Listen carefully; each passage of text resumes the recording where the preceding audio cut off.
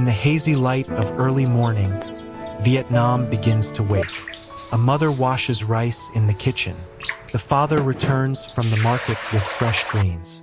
On the porch, a grandmother picks herbs while a child places bowls around a low wooden table. Outside, the city comes alive as motorbikes fill the streets. Soon, work and school will pull the family in different directions. But before they leave, they sit down together. Vietnam wakes up around food. In many countries, eating together is an event, an occasion families try to arrange in busy calendars.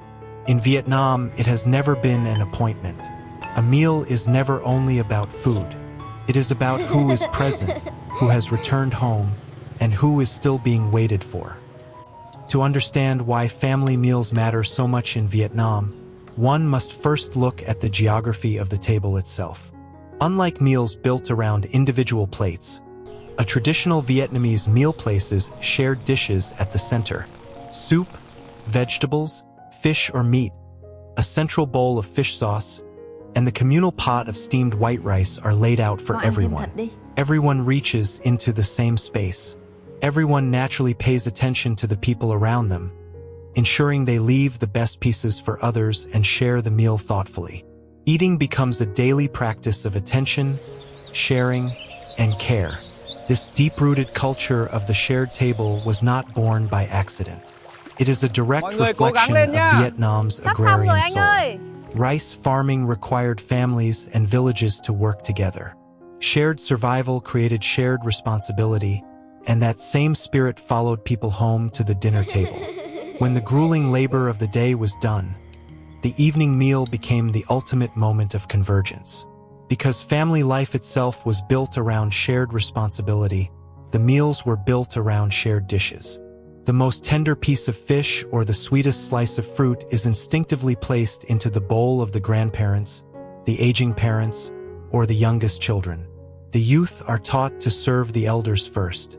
The table did not belong to one person. It belonged to everyone. This philosophy of shared existence dictates the entire arc of a Vietnamese day. The morning rhythm is often fast. Breakfast is often eaten quickly on the street, but food remains a language of care. A mother buys her child's favorite snack. A grandmother keeps noodles warm, and parents ask, "Have you eaten yet?" In Vietnam, asking someone if they have eaten is the ultimate expression of affection. As the day goes on, the heartbeat of the family's culinary life shifts to the traditional wet market. At the wet market, ingredients are chosen according to who will be home for dinner. Vendors ask about the family, and the evening menu takes shape around the people expected at the table. When evening finally falls, millions navigate the congested streets, all driven by a singular purpose: the journey home. The dinner hour is the emotional center of the Vietnamese day. Family members return from the stresses of the modern world and step into the sanctuary of the home. The evening meal is rarely extravagant, but it is laid out with deliberate care, waiting to be shared.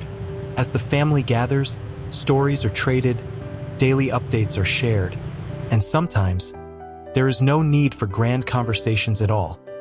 The simple, shared act of breathing in the same space is enough. But before a single bite is taken, a vital ritual must be observed. It is the practice of moi com, the invitation to eat.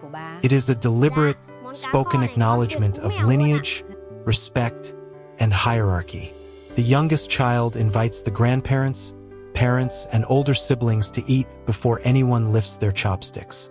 Only after the elders nod does the meal begin. This is a daily, verbal confirmation of one's exact place within the intricate web of the family. It teaches the young that they are part of a continuum. It is a moment that says, "You belong here, and you are bound to us."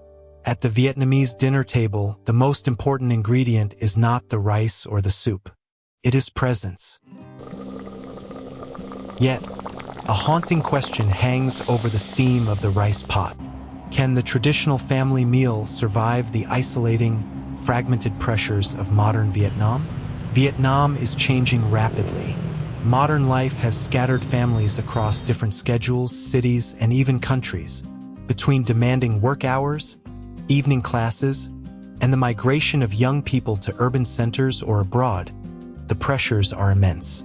If every family member now lives by a different schedule, can the shared meals still hold them together? The answer can still be found around dinner tables across Vietnam. The family meal is not disappearing. It is changing shape. Families are finding innovative ways to adapt.